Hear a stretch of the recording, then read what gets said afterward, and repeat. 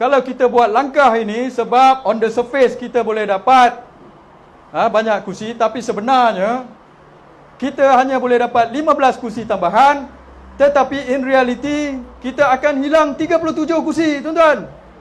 Bijak ke? Bijak ke, tuan-tuan? Cepat-cepat buat pilihan raya, selesaikan masalah politik ni. Kita tak mau lompat-lompat parti ni, tuan-tuan. So bila kita dah bentuk kerajaan semula, kita boleh fokus untuk pemulihan ekonomi dan pasal COVID-19 ni. Sebab selagi benda-benda ni berlaku, kejap lompat-lompat, yang kita terima masuk ini, dia ada sejarah melompat 2-3 kali. Dan kalau kita bagi dia kursi, esok adakah dia akan stay dengan kita? Entah-entah dia lompat lagi. Macam mana? So kita nak orang-orang yang setia lah. Sebab kita tahu orang setia ni kemungkinan besar dia tak lompat. Bagi pada orang kita yang daripada dulu sampai sekarang, UMNO menang pun dia stay dengan UMNO, UMNO kalah pun dia stay dengan UMNO.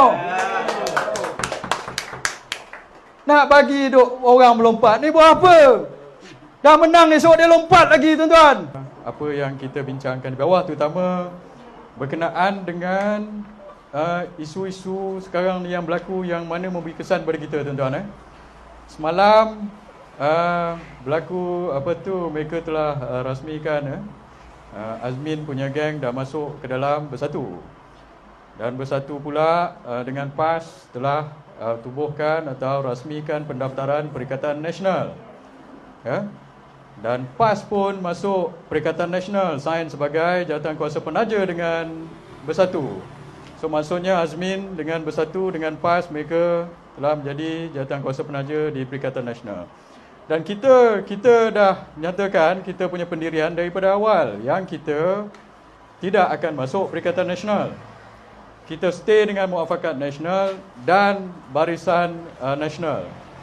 So sekarang maksudnya bagaimana, tuan-tuan? Apakah kesan kepada kita sekarang ni? So ada orang kata macam-macam, tuan-tuan. Dia kata tak apalah. Bila kita masuk Perikatan Nasional, atau kita benarkan ataupun kita terima Bersatu masuk ini untuk penyatuan Melayu dan Islam. Itu mereka kata. Dan pada saya, kalau kita tengok atas permukaan, tuan-tuan, secara cetek, atas permukaan, memanglah kalau parti-parti Melayu ini bersatu, maka kita pergi pilihan raya, mungkin ada kebarangkalian kita boleh menewaskan PH dan DAP. Itu on the surface, tuan-tuan. Tapi saya rasa kita kena tengok secara mendalam lagi. Adakah perkara ini benar? Saya bila berujar, saya kena tengok detail lagi mendalam, tuan-tuan. Nombor satu, kita kena lihat adakah perkara ini menguntungkan ataupun merugikan kita, UMNO dan Barisan Nasional. Kalau perkara ini merugikan kita, Barisan Nasional dan terutama UMNO, maka buat apa kita buat benda ini? Dan adakah benar mereka kata kalau kita join parti-parti ini, kita akan dapat lebihan kursi dan kita akan menang dan menewaskan DAP dan PKR ini? Betul ke benda ini? So ini yang kita kena lihat. Dan apabila saya melihat perkara ini, saya pergi detail, tuan-tuan. Saya tak tengok on the surface saja. Apa yang mereka kata pada kita, kalau Bersatu ini masuk, dan kita dapat lebihan kursi. Sekarang Bersatu ada berapa kursi? Dulu dia ada 13. 13 kursi, maka lepas itu 5 kursi ditarik oleh Dr. Mahathir. So sekarang Tan Sri Muhyiddin ada 8 kursi. Campur dengan puak-puak Azmin punya kursi, tuan-tuan. So Azmin ada 11 kursi. Campur 8 kursi, tu berapa kursi? 19 kursi. 19 kursi. Campur kursi lompat, tuan-tuan. Kursi UMNO dulu yang bertanding di atas nama kita, tapi dilompat masuk Bersatu. Ada berapa kursi? 13 kursi. 13 campurnya dengan 19, mereka ada 32 kursi sekarang ni. Bersatu ada 32 kursi. Kita ada 39 kursi. 39 kursi lepas tolak 13 yang lompat dulu. Dulu kita menang sebenarnya 52. So campur MCA dengan MIC kita ada 42 kursi. Now, sekarang ni kejadian dia ialah PAS pun dengan Perikatan Nasional. apabila PAS masuk Perikatan Nasional, maka kekuatan mereka sekarang ada tadi berapa? 32 kursi. Campur 18 kursi bersama PAS, so mereka ada 50 kursi, tuan-tuan. 50. Kita sekarang ada 39 campur 3, kita ada 42 kursi. So persoalan yang timbul ialah bila kita pergi PRU 15, kita nak dia ikut kita ke kita ikut dia? Sepatutnya begitu. Tapi hujah mereka begini, dia kata aku ada 50 kursi, kau ada 42 kursi saja. So nak pakai lambang siapa, tuan-tuan?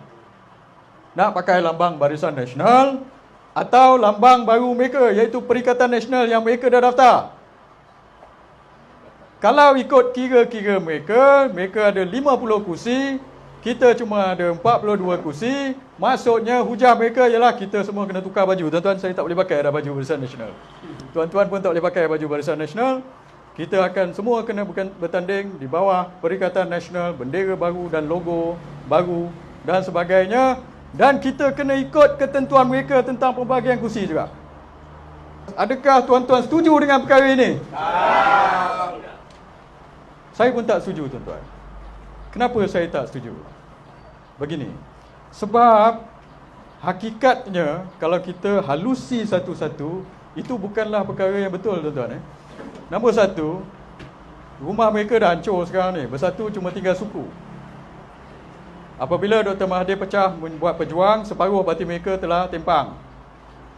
Dan selepas itu, kebanyakan daripada ahli-ahli mereka telah keluar. Hari ini semalam 2,000 lagi ahli di Bersatu telah keluar parti. Dan termasuk di bahagian Pagoh, bahagian Perdana Menteri, Presiden Bersatu sendiri, ahli-ahli dia nak keluar parti. Bergolak sekarang di Pagoh. So apa yang ada di Bersatu sekarang, parti mereka tinggal suku, tapi dikuatkan dengan geng-geng Azmin. So geng-geng yang lompat parti dulu, sekarang ini mereka lah yang menguasai Perikatan Nasional. Nombor satu, mereka ini. Dan adakah betul kalau kita bertanding dengan mereka ini, kita akan dapat lebih kursi? Satu. Dan bila mereka nak masuk Muafakat Nasional, sekarang ni ada dua maklumat yang kita dapat. Satu, mereka formalkan Perikatan Nasional di pendaftar pertubuhan. Satu, tanpa kita. Nombor dua, maklumat kedua ialah mereka nak masuk Muafakat Nasional pula. Nombor dua. So mana yang satu yang mana ni? Jawapannya lah dua-dua, tuan-tuan. Mereka dah formalize Perikatan Nasional. Pada saya apa yang berlaku begini, dia formalize Perikatan Nasional. So Perikatan Nasional dah ada. So sekarang mereka dah ada tadi 50 kursi. Dan kemudian mereka nak masuk Muafakat Nasional. So lepas ini Perikatan Nasional masuk Muafakat Nasional. Dan kemudian dia akan kata, saya lagi besar. So bila saya lagi besar, awak kena ikut saya dan pakai lambang saya. So itulah sebenarnya yang akan berlaku dalam 2-3 minggu ini. Dan kita tidak setuju. Dan sebab kita tidak setuju, sebab apa? Sebab saya tulis perkara ini, saya kata kalau mereka ingin masuk tanpa syarat, kalau mereka ikhlas dan mereka masuk tanpa syarat, tak apa, tuan-tuan. Tapi masalahnya mereka ingin masuk bersyarat. Bersyarat. Syaratnya ialah mereka masuk tetapi mereka ingin bertanding kursi-kursi. Nombor satu, kursi yang mereka menang dulu. Bersatu awal-awal menang 13 kursi. Dan juga mereka ingin bertanding balik kursi-kursi yang mereka menang atas tiket UMNO tapi mereka lompat, iaitu 13 kursi. 13 campur 13, 26 kursi. Syaratnya ialah untuk kita terpaksa bagi laluan kepada mereka. Adakah tuan-tuan dan puan-puan setuju tentang hal ini? So kalau mereka masuk tanpa syarat, saya dah tulis berkenaan ini 2 minggu lepas. Saya kata kalau betul-betul mereka ikhlas tentang penyatuan Melayu dan Islam, nombor satu, boleh masuk.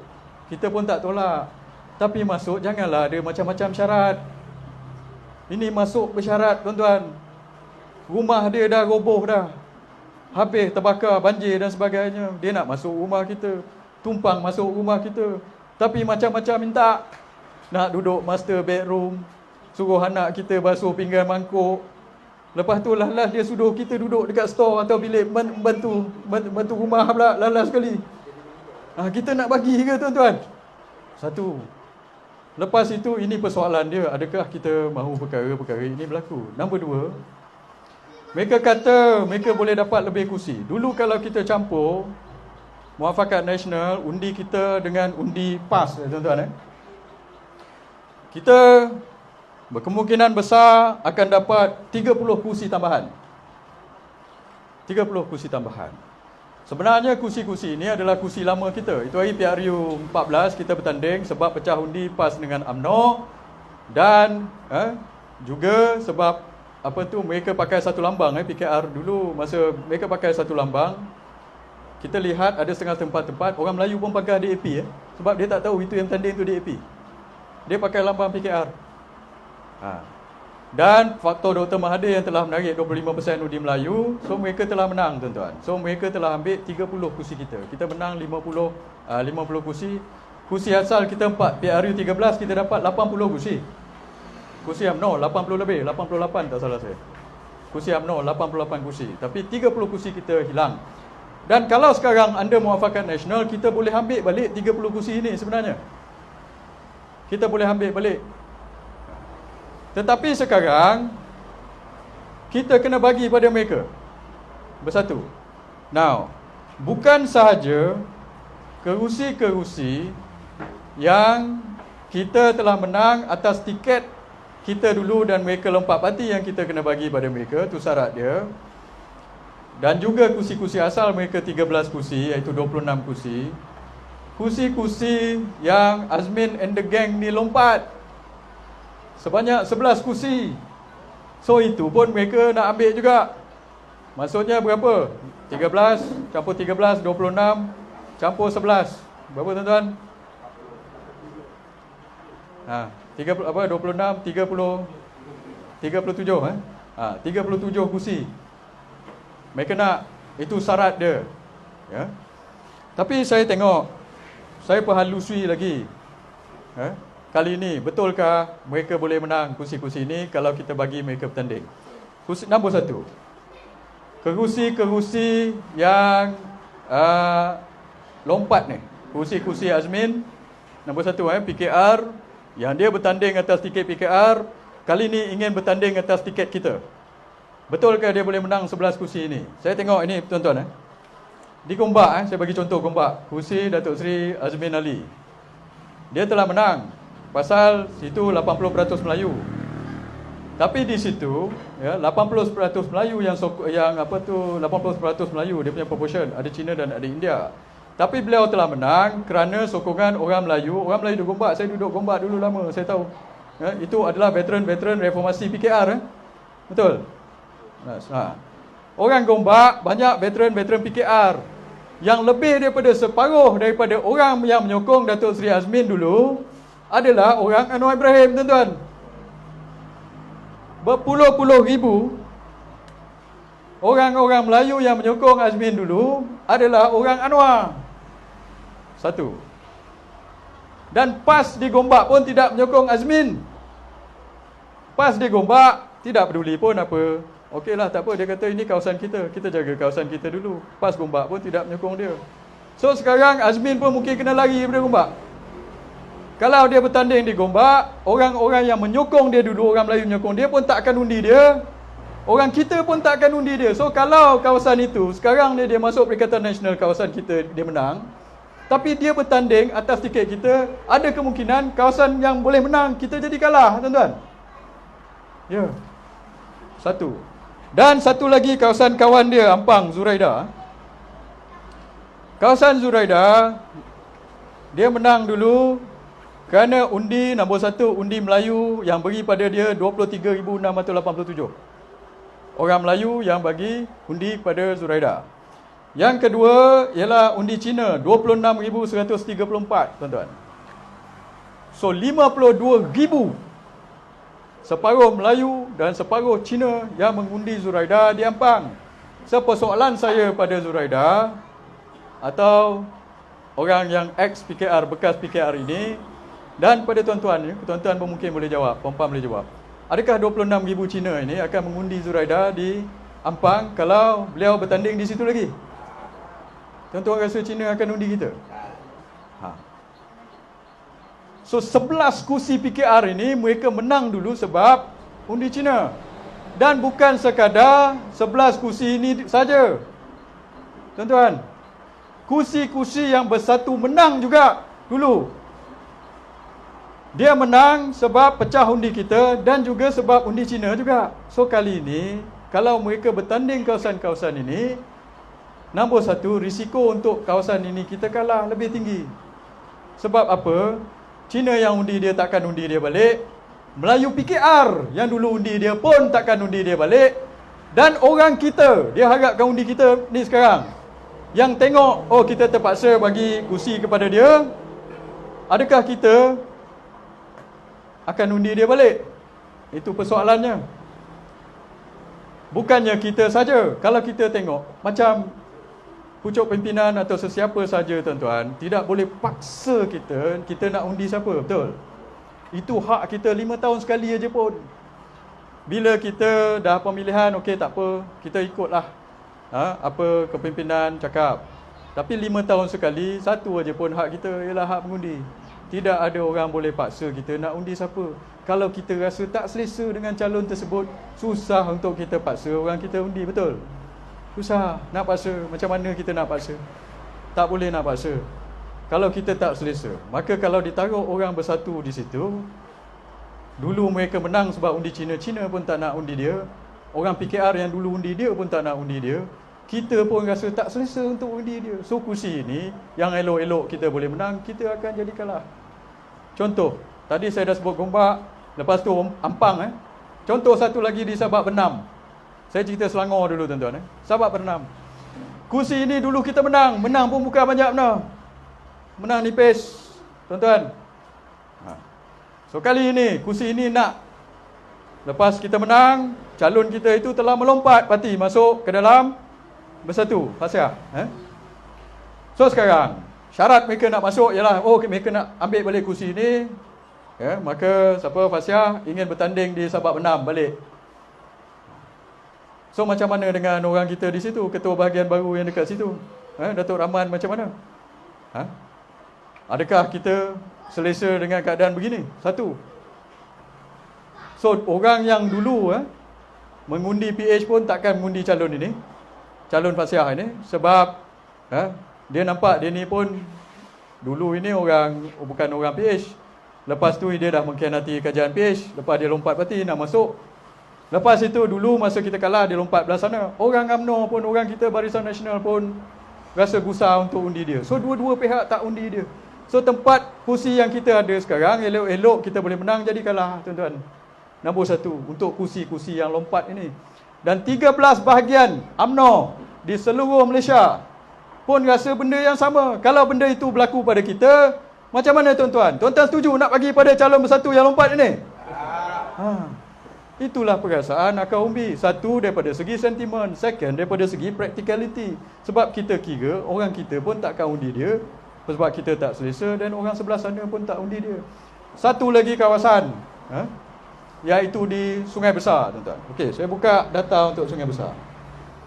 Sungai Besar dulu kawasan kita juga, dan sekarang salah satu kawasan bersatu yang mereka nak bertanding di situ.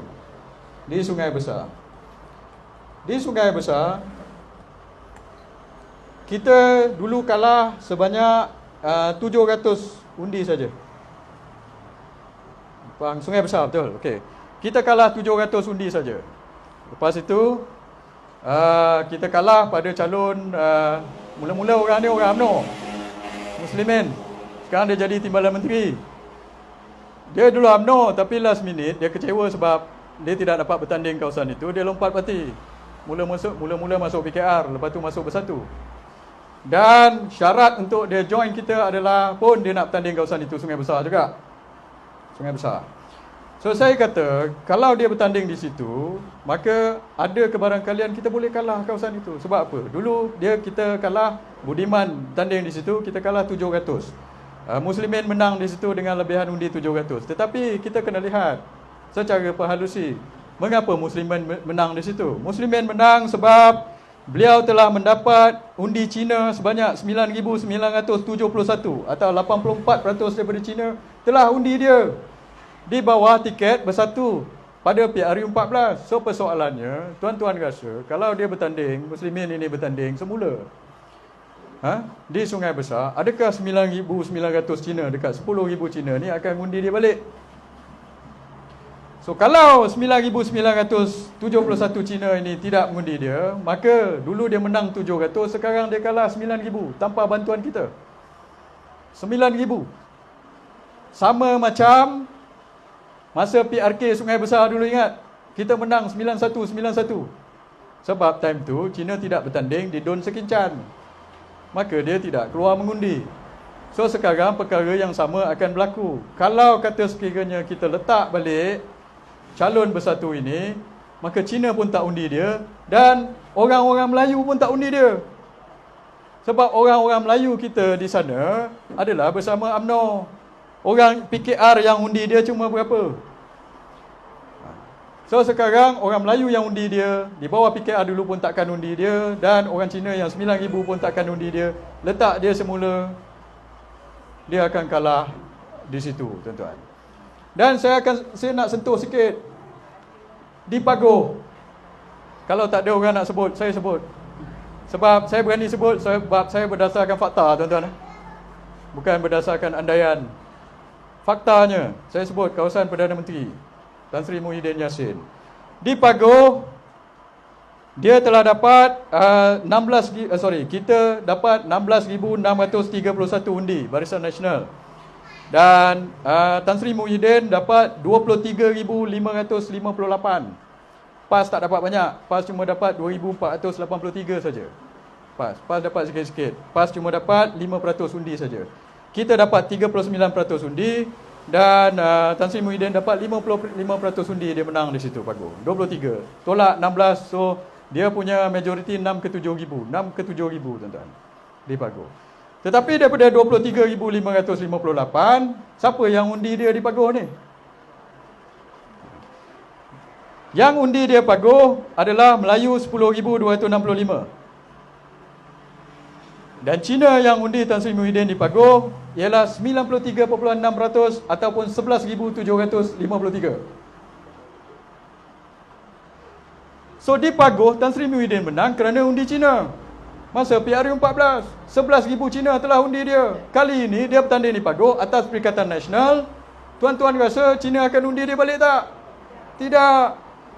So instead of menang 6,000 dulu, dia akan kalah 4,000 kali ini.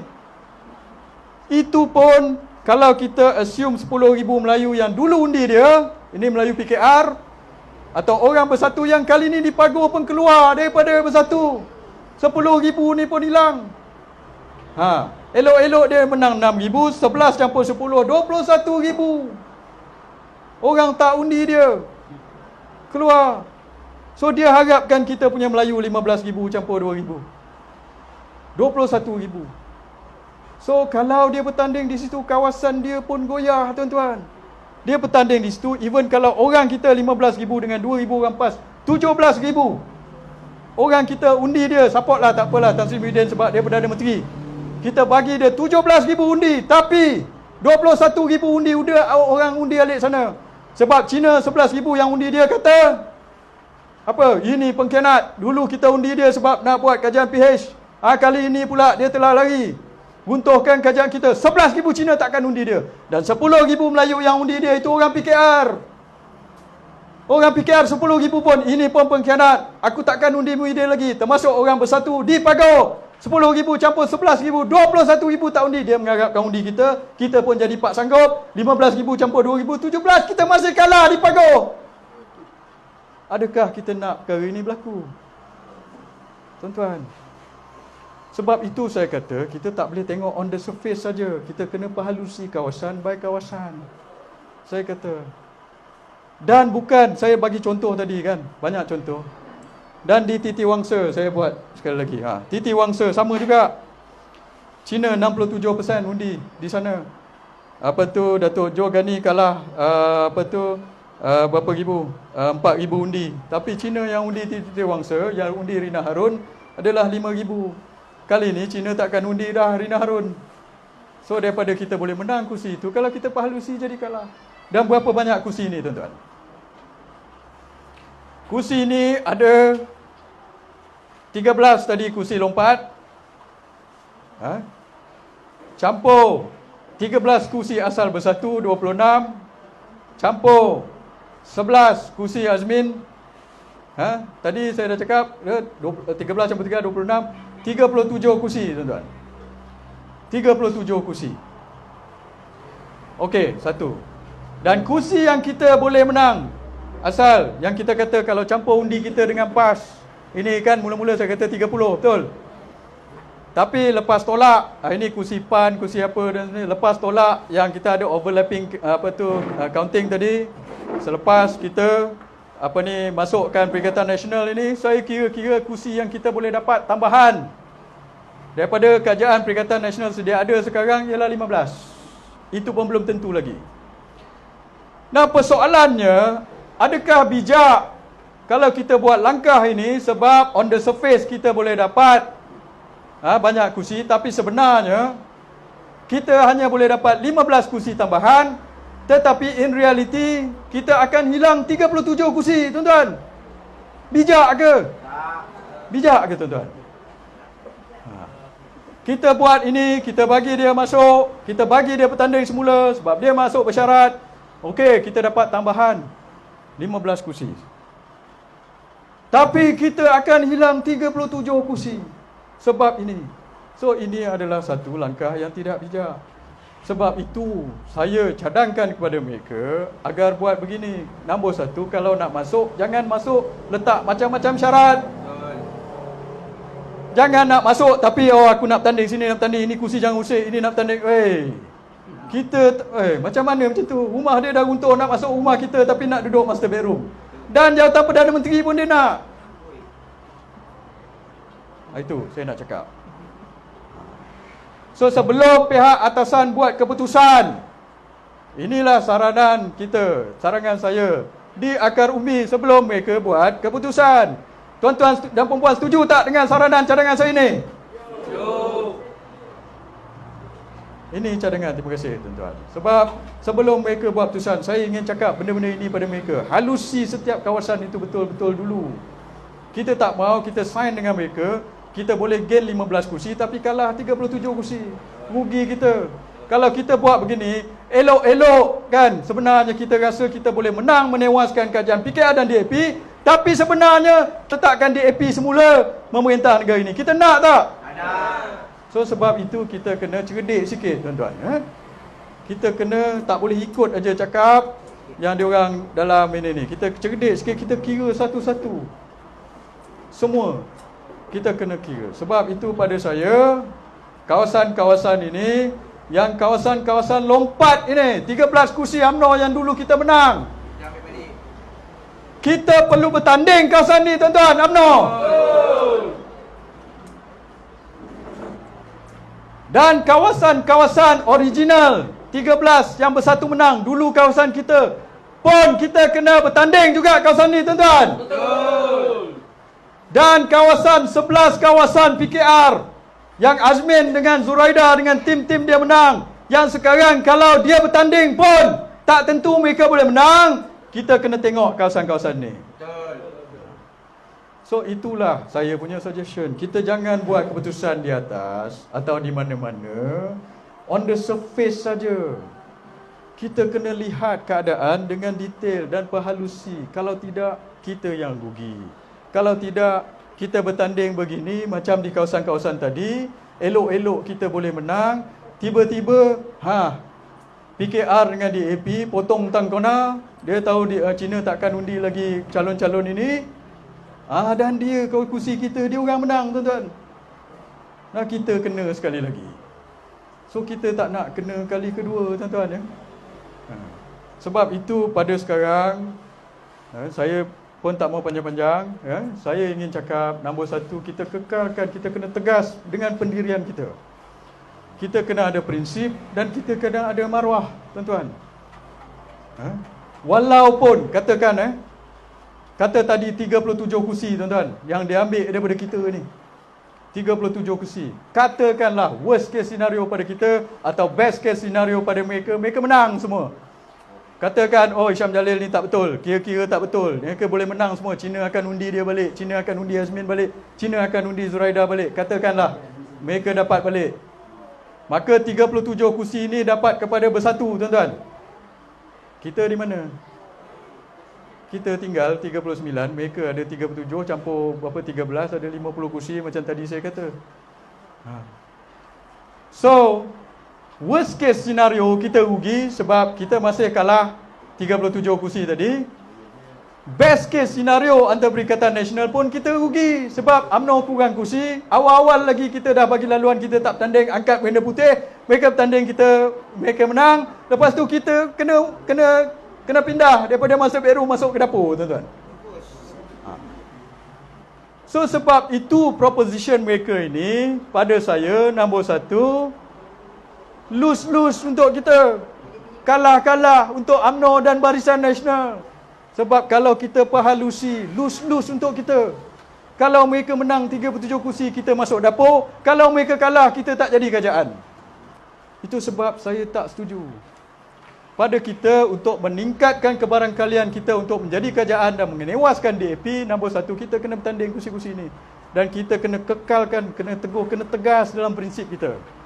Tuan-tuan. Prinsip kita nombor 1 untuk itu. Dan kedua, kita kena ada maruah, kita jaga maruah kita. Kalau kita awal-awal angkat bendera putih bagi laluan pada mereka, mereka kalah atau menang, mereka menang, kita masuk dapur, kalah, kita tak jadi kerajaan, DAP minta. Kalau macam tu, hilanglah maruah kita, tuan-tuan. Kalau menang pun kita jadi parti kecil, dia orang jadi parti besar, dah kita kena ikut je ini pada dia. Dan kalau parti kecil ini, kalau mereka tak cukup kursi, kita pula ikut mereka pula, mereka masih jadi macam sekarang, keadaan sekarang ini, parti yang paling kecil bersatu, tak ada akal umbi, jadi Perdana Menteri, keadaan akan jadi tak stabil, tuan-tuan. Dulu, orang yang kuat politik macam Dr. Mahathir pun tidak boleh pertahankan kerajaan dia. 22 bulan saja dia dapat pertahankan. Sebab apa? Itulah berlaku kalau satu parti kecil pegang kuasa sebagai Perdana Menteri, takkan stabil. Sebab yang besar-besar macam kita ini akan sentiasa ada tak boleh. Kita rasa tak betul ini. Takkan dalam demokrasi tidak boleh ada golongan kecil yang memerintah kuasa. Macam apartheid dulu di South Africa, samalah macam itu. Oligarki, plutokrasi, orang-orang yang kecil jadi pegang kuasa, habislah majoriti. So bila dalam keadaan macam tu, negara kita takkan stabil.